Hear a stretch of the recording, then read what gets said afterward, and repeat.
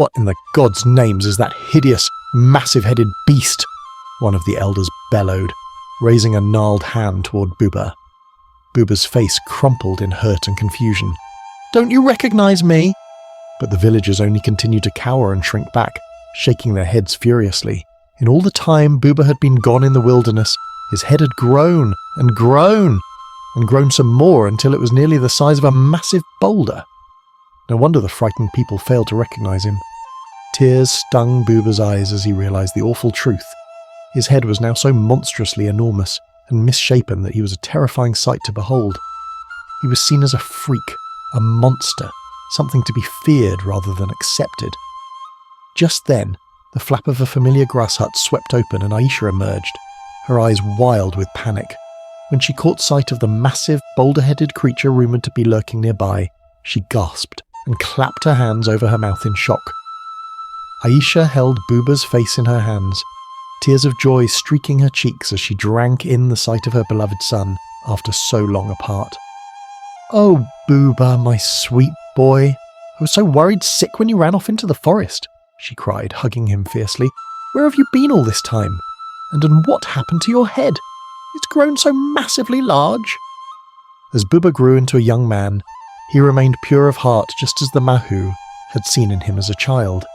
However, the circumstances of his birth continued to follow him. Though his father Adamu had learned to accept and love Buba, the rest of the villagers still looked down upon him for being the son of Lami, the outcast. Adamu and Aisha grew very old and knew their time on earth was coming to an end. They hoped to see Buba happily married and continuing the family's bloodline before they joined the ancestors. Adamu approached Buba one afternoon as they tended the fields. "My son, you are now a grown man.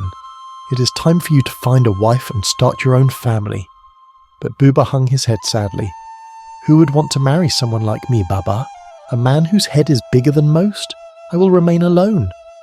"Do not lose faith, my son," Adamu replied. "You have a kind and strong spirit. The right woman will see the good in you and not judge you for your outward appearance." No matter how he tried, the young women of marrying age could not bring themselves to consider Buba as a potential husband. His massive head and strange appearance made them uneasy and even fearful at times. "Who could ever love a man with a head bigger than a rain barrel?" the women would whisper behind their hands when Buba walked by. Some of the ruder girls would point and giggle openly. "Look at that boulder head! I'd need a whole herd of oxen to carry that thing around after we wed." Their cruel taunts and mocking words cut deeply into Buba's heart. He had worked so hard to prove his valour and inner spirit on his quest for the Mahu talisman all those years ago. Yet villagers still only seemed to notice his unsettling outer appearance. Buba's parents Adamu and Aisha grew increasingly worried for their son. "He's such a good and noble man," Aisha fretted to her husband. "Why does he face such rejection solely for the way he was born looking?" "Have faith, my wife," Adamu said, patting her hand. "The Mahu promised us a solution. We must believe it will be revealed in time." Buba tried his best not to become too discouraged. Whenever he felt overwhelming sadness, he would take out the Mahu talisman he had earned as a boy and gaze into its emerald eye. It reminded him of the spirit's wise words, that true beauty lies within, not in outward traits. Still, after being turned away by every available bride in the village, even Buba began to lose hope that he would ever be loved by a woman. He confided in his parents' fears that he would remain a lonely bachelor forever. "Do not despair, my son," Aisha said, cupping Buba's large head in her hands. "You have a heart filled with more love than most. The right woman will recognize that specialness in you, I'm certain of it." That very night, the wizened old woman form of the Mahu spirit appeared to Buba in a dream. "Your parents speak true, young Buba," she said in a crackling voice. "Do not lose faith, for I am still here to guide you. I've been observing the souls of all the women in this village and beyond, and I've finally identified the one truly pure enough to appreciate your own beautiful spirit." Buba's eyes widened with hope. "You have? Oh, thank you, great Mahu. Please tell me who she is." The old woman smiled a toothless grin.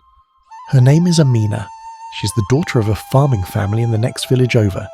Aminah has faced her own struggles in this life, being born with a hunched back that gives her a strange, twisted frame.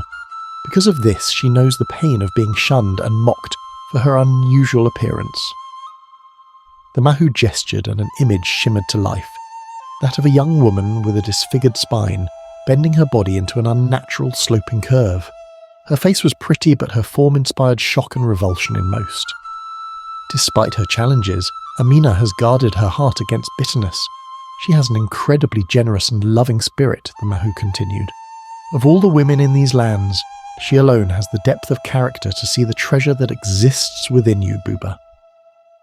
Buba felt his own heart beating faster as he studied Aminah's face in the vision.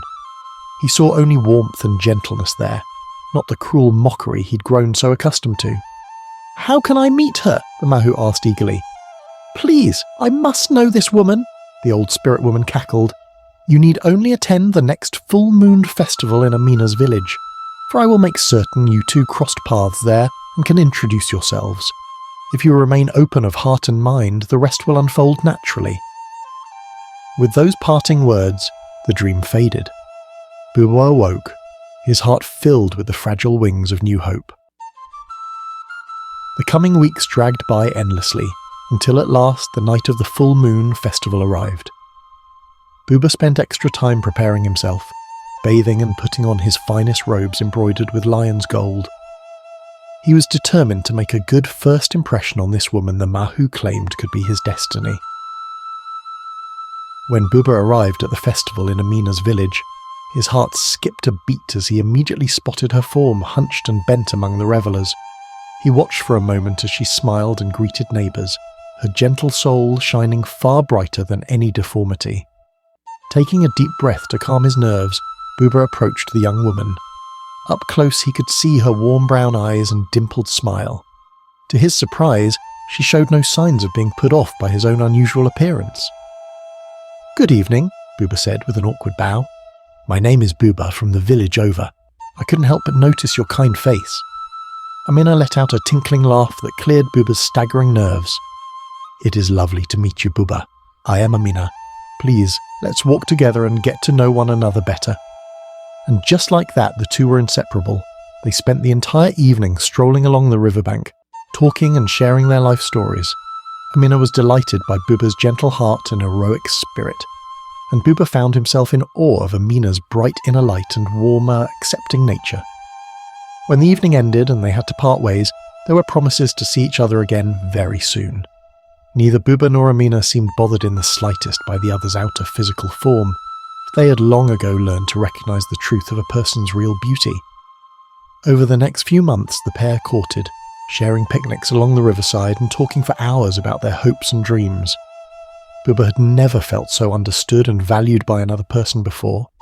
His heart swelled with newfound confidence thanks to Aminah's love.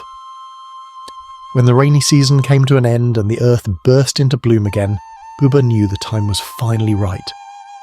He approached Aminah's family and requested her hand in marriage. Though hesitant about their children's unusual appearances at first, Aminah's parents could not deny the obvious joy and devotion between the couple. They gave their blessing for the marriage to proceed. The wedding was a joyous occasion, celebrating the spiritual union of two pure-hearted souls who had endured many trials because of how they looked on the outside. But on that day, none of that mattered. All anyone saw was the radiant love lighting up Buba and Aminah's faces.